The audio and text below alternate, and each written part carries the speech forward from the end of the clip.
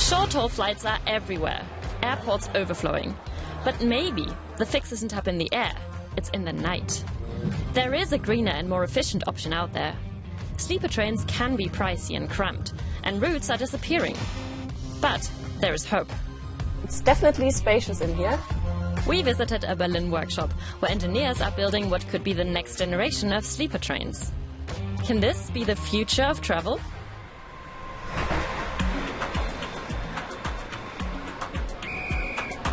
A pajama protest with cuddly toys instead of megaphones. Their dream is, quite literally, to sleep their way across Europe. At Berlin Central Station, platform 13, the night train to Zurich is about to arrive. And there she is, with the passengers looking anything but sleepy. And this wasn't just Berlin. The same scene played out in 12 European cities: Helsinki, Amsterdam, Lisbon, and more. It's freezing cold outside, but that's what woolly hats and blankets are for.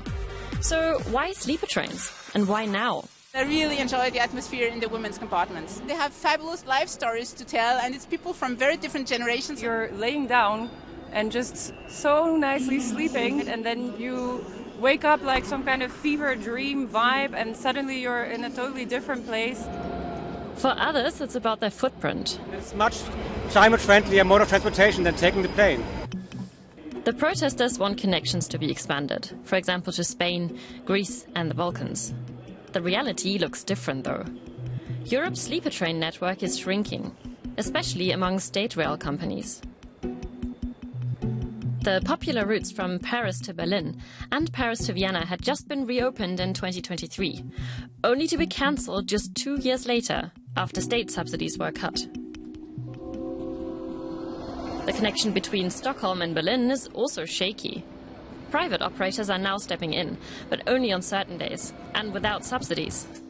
With few seats and high costs, it's often not viable. But someone among the protesters wants to fix that: Anton Dubrau. Together with a co-founder of his Berlin startup, he began building mini cabins back in 2023. First step, stow away the suitcase. Then Anton gets comfy. It's a little private cabin that has a seat that turns into a bed, but it's also meant to be relatively spacious. You have a window, and you have a nice table. And so during the day, you can take out the table here, and work. The idea is that you can do long day trips in this as well, because you have a lot of space to move around.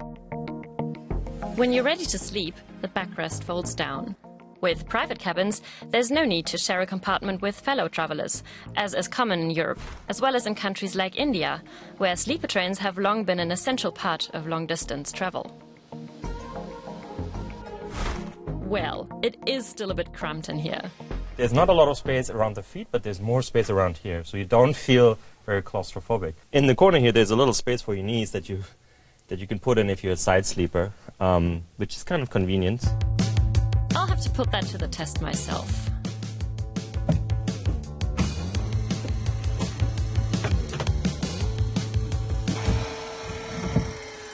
Yeah, it's pretty comfy. I've slept in these 6 sleeper trains before, and this is definitely more spacious and more comfy. But I'm also a really tiny person. Yeah, I can even change the color of the overhead light. The door is still a bit stubborn. I'm gonna switch off the light now. Good night. They're also building a bigger cabin for business travelers that will be pricier, but also roomier. The project has been quite a journey. They're already on the 7th prototype, as the other co-founder Henrik explains, after making meticulous preparations for the interview. When we started, we built cardboard models, and just create the room, and we sat down and we were like, okay, this doesn't work, this doesn't work, this doesn't work, and then we did the next one. And so every iteration was a little better than the one before. Optimizing space was important so that the trains can run on the highest capacity and are profitable for operators. This is what the final train is supposed to look like. A conventional sleeper train can accommodate an average of 340 passengers, as opposed to a potential 700 here, upper floor included.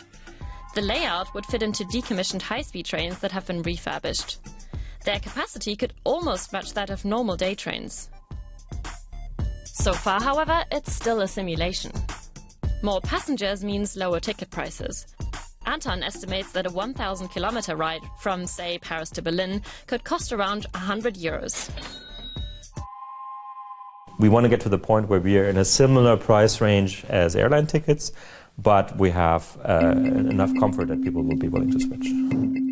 Until then, there are many more bumps on the track to overcome. Bureaucracy, availability of train routes, investment, and the actual construction of new wagons. But the founders believe this is the only way forward. Our vision is that we want to provide an alternative for aviation so that people, instead of taking flights from a city to another, can take the night train overnight and be comfortable. Like, aviation is very useful, but the problem is that it's bad for the climate. And there isn't really much of an alternative. The math checks out. Train travel saves a lot of pollution compared to flying. On average, a passenger in a train emits 22 grams of CO2 equivalent per kilometer. In a plane, it's almost 6 times as much, according to the International Energy Agency. Only cars are dirtier, especially if they're big and carry few people. Plus, trains are energy efficient and can even generate electricity when braking.